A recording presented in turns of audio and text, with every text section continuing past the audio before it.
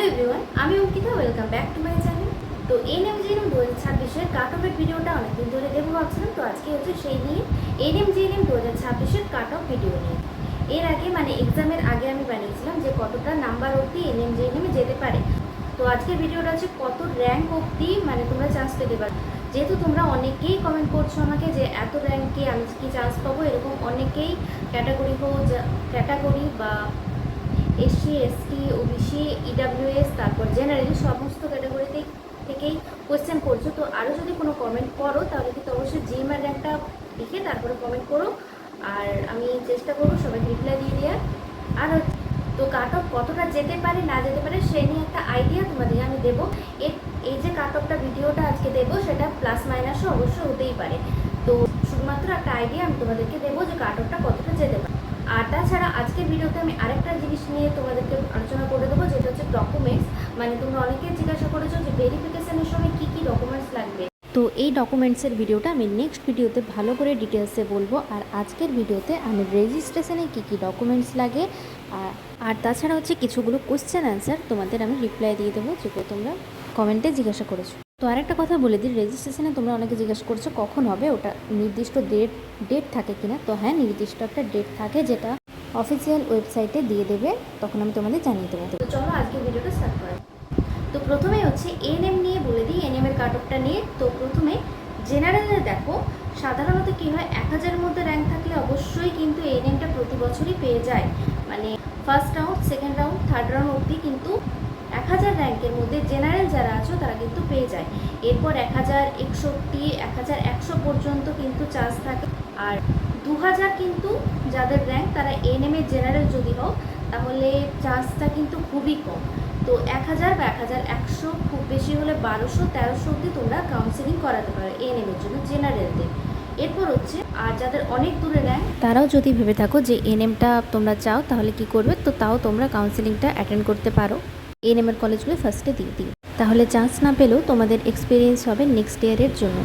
আর next হচ্ছে ওবিসিদের দেখো 1300 থেকে 1600 যাদের র্যাঙ্ক মানে জিএমআর র্যাঙ্কটা, তারা যদি ওবিসি হয়ে থাকো তাহলে কিন্তু তোমরা অবশ্যই কাউন্সেলিং করাবে, তোমরা চান্সটা পেয়ে যাবে। এরপর প্লাস মাইনাস হতেই পারে। আর এরপর হচ্ছে ইডাব্লিউএস হচ্ছে 4500 র্যাঙ্ক অবধি যাদের জিএমআর র্যাঙ্ক, তারা যদি ইডাব্লিউএস হও তাহলে কিন্তু তারা পেয়ে যাবে। আমি যেগুলো বলছি লিস্টে কিন্তু আমি এখানে দিয়ে দেবো, তোমরা দেখে নেবে।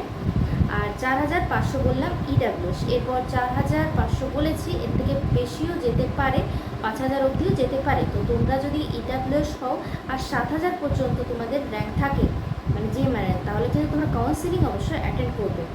তার কারণ কাট অফটা কতটা যাবে না যাবে সেটা কিন্তু একদম পুরোপুরি কনফার্মভাবে কিছু বলা যায় না। তাই তোমরা কিন্তু কাউন্সিলিংয়ে অবশ্যই বসবে। যে র্যাঙ্কটা বলছি তার থেকে যদি তোমরা 1-2000 বেশি র্যাঙ্কও হও তাহলে কিন্তু তোমরা কাউন্সিলিংটা অ্যাটেন্ড করবে, কারণ তোমরা চান্সটা তাহলে পেয়ে যেতে পারো, বলা যায় না। তো তারপর হচ্ছে ইডাব্লিউএস বললাম, এরপর হচ্ছে এসসিতে হচ্ছে 2500 অবধি কিন্তু পেয়ে যাবে। আর তার থেকে যদি 1000 বা 2000-এর মধ্যে তোমাদের র্যাঙ্ক থাকে, মানে 2500 জন্য তোমাদের যদি জিএমআর র্যাঙ্ক থাকে তাহলে কিন্তু তোমরা অবশ্যই কাউন্সেলিং অ্যাটেন্ড করো। আর ওই যে বললাম 1-2000 যদি র্যাঙ্ক তোমাদের বেশি হয়, 1-2000 যদি র্যাঙ্ক তোমাদের বেশি হয় এসসিদেরও, তাহলেও তোমরা অ্যাটেন্ডটা করবে কাউন্সেলিংটা। তো 2500 অবধি কিন্তু তোমরা পেয়ে যাবে এসসি। এরপর হচ্ছে এসটিদের কিন্তু 13000 অবধি যেতে পারে, আর এর থেকে প্লাস মাইনাস তো কিন্তু হতেই পারে। তো 13000 অবধি যারা আছে তারা কাউন্সেলিংটা কিন্তু অ্যাটেন্ড করবে, আর তার থেকে 1-2000 বেশি হলেও করতে পারো অ্যাটেন্ড।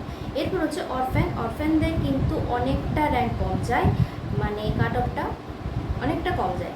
যেমন যে 40,000 থেকে 50,000 পর্যন্ত যেতে পারে অরফ্যানদের, তার থেকে বেশি হলেও তোমরা কিন্তু কাউন্সেলিংটা অ্যাটেন্ড করবে যারা অরফ্যান আছো। এরপর ইডাব্লিউএস যেটা বলেছিলাম 4500 অবধি, ওটা কিন্তু তোমরা ওই যে বললাম 7000-8000 অবধি কিন্তু যাদের র্যাঙ্ক আছে ইডাব্লিউএসে তারা কিন্তু করাবে। তার কারণ ইডাব্লিউএস সার্টিফিকেটটা অনেক কম থাকে, তো তার জন্য সিলেকশন কিন্তু তোমাদের হয়ে যেতে পারে। তো তারপর হচ্ছে অরফ্যান বললাম, এরপর হচ্ছে সিডির কিন্তু 2600 মানে হচ্ছে 2600 পর্যন্ত যেতে পারে। আর তার থেকে একটু বেশি র্যাঙ্ক হলেও তোমরা কিন্তু, তো তাহলেও কিন্তু তোমরা কাউন্সেলিংটা অবশ্যই অ্যাটেন্ড করবে। এনএমদের বলে দিলাম। এরপর হচ্ছে জিএনএমদের। আরেকটা কথা, এনএম কিন্তু প্রাইভেট হয় না, শুধুমাত্র গভর্নমেন্টই হয়। কেউ জিজ্ঞাসা করছিল, সবাই জানো, তাও আমি একবার বলে দিলাম। এরপর হচ্ছে জিএনএমদের ফিমেলদের বলছি, এর আগে তোমরা লিস্টটা একবার দেখে নাও এনএমদের। তো এরপর হচ্ছে ফিমেল জিএনএমদের ইউআর বা জেনারেল ক্যাটাগরি কিন্তু তোমরা যারা 3000 থেকে 3500 পর্যন্ত মানে 3500 পর্যন্ত র্যাঙ্ক যাদের আছে তারা কিন্তু অবশ্যই পেয়ে যাবে জিএনএমটা, পাওয়ার চান্স হাই। এরপর হচ্ছে তার থেকে বেশি যাদের র্যাঙ্ক আছে 5000 অবধি 6000 অবধি তোমরা কিন্তু কাউন্সিলিংটা অবশ্যই অ্যাটেন্ড করবে। আমি তো বলবো জেনারেলদের 9000 পর্যন্ত যাদের র্যাঙ্ক আছে জিএনএমদের তারা কাউন্সিলিংয়ে অবশ্যই অ্যাটেন্ড করবে। আর চান্সটা যাদের বললাম তারা হচ্ছে 3000 থেকে 3500 মধ্যে তারা কিন্তু অবশ্যই পাবে। এরপর হচ্ছে ওবিসিদের বলছি, ওবিসিদের কিন্তু 3500 থেকে 5000 র্যাঙ্ক অবধি কিন্তু তোমরা পেয়ে যাবে। তারপর হচ্ছে ইডাব্লিউএসের যাদের জিএমআর র্যাঙ্ক আছে 9000 থেকে 10000 পর্যন্ত তারা কিন্তু অবশ্যই কাউন্সিলিংটা অ্যাটেন্ড করবে। এরপর হচ্ছে এসসি কিন্তু 6500 অবধি যাদের জিএমআর র্যাঙ্ক আছে তারা অবশ্যই কাউন্সিলিং অ্যাটেন্ড করবে। নেক্সট হচ্ছে এসটি হচ্ছে 18000 প্লাস পর্যন্ত কিন্তু তোমাদের হয়ে যেতে পারে, তোমরা কিন্তু চান্স পেয়ে যেতে পারো। আর অরফেন যেটা ওটা হচ্ছে 65,000 পর্যন্ত যাদের র্যাঙ্ক আছে তারা কিন্তু কাউন্সিলিংয়ে অবশ্যই অ্যাটেন্ড করবে। এরপর হচ্ছে সিটি মানে হচ্ছে সিভিল ডিফেন্স, এটা হচ্ছে 5000 থেকে 7000 র্যাঙ্ক অবধি যেতে পারে। এরপর আমি কাট অফটা তো বলে দিলাম। তো এবার একটা কথা বলে দিই, এই যে কাট অফগুলো বললাম যেগুলো বললাম প্রথমেই বলেছি প্লাস মাইনাস হতেই পারে, তার জন্য তোমরা কিন্তু যে কাট অফগুলো বললাম সেগুলো হচ্ছে কনফার্ম ধরে রাখতে পারো, তোমরা পাবেই। এরপর এর থেকে বেশি যাদের র্যাঙ্ক আছে তারা কিন্তু কাউন্সিলিংটা অ্যাটেন্ড করবে, কারণ কাউন্সিলিংয়ে সবাই বুঝতে পারবে, কোনো নিয়ম নেই যে তোমার কম র্যাঙ্ক এসছে বলে তুমি বুঝতে পারবে না। তবে হ্যাঁ, যাদের 20,000 30,000 র্যাঙ্ক এসেছে তারা যদি চাও যে গভর্নমেন্ট কলেজে পাবে তাহলে তারা না করালেও কোনো অসুবিধা নেই, কাউন্সিলিংটা তোমরা নেক্সট ইয়ারের জন্য প্রিপারেশন নাও। এরপর হচ্ছে রেজিস্ট্রেশনের সময় কী কী লাগবে। এরপর হচ্ছে তোমাদের কাউন্সিলিং কখন হবে, তো সেই নিয়ে আমি একটা ডিটেলস ভিডিও নেক্সট ভিডিওতে দেবো। তাও আমি একবার বলে দিচ্ছি, আগস্টে কিন্তু তোমাদের কাউন্সিলিংটা হওয়ার চান্স আছে। এরপর হচ্ছে মানে হয়ে যাবেই ধরে রাখতে পারো আগস্টে, আর সিট ম্যাট্রিক্স হচ্ছে তার আগেই বেরিয়ে যাবে।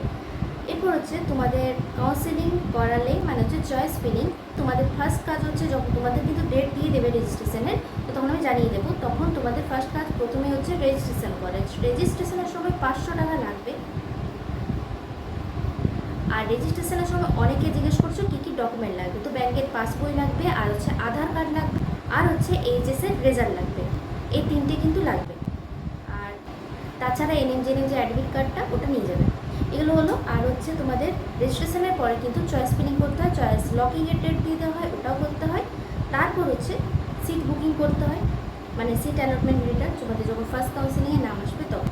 আর সিট অ্যালটমেন্ট করে নিলে সেদিন থেকেই কিন্তু তোমরা ভ্যারিফিকেশনের জন্য মানে অ্যাডমিশনের জন্য কলেজে যেতে পারো, ওখানে যে অ্যাডমিশন হতে পারো, এবং 4 দিন পর্যন্ত সময় দেওয়া থাকে। তো তোমরা পরে ওই ডেটগুলো জেনে যাবে, বলে দেবো। তো এখন ওইটুকুই বলে রাখলাম, তো তারপরে তোমরা অ্যাডমিশন হয়ে যাবে। এই হলো পুরো প্রসেসটা।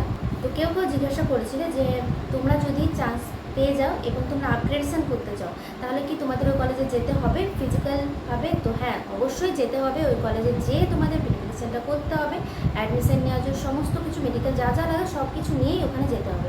তারপরে ওখান থেকে তোমরা ইয়েস অ্যাপ্লিকেশন ফর্মটা জমা দেবে। নেক্সট তোমরা ওয়েট করবে সেকেন্ড কাউন্সিলিংয়ের জন্য। এই হলো প্রসেসটা। তো নেক্সট হচ্ছে তোমরা কিছুগুলো কোশ্চেন করেছো আমাকে, যেমন হচ্ছে আমি কোন ব্যাচে, তো আমি 2023 to 25 ব্যাচে। যারা নতুন সাবস্ক্রাইবার তারা জানো না, তাই তাতে বলে দিলাম।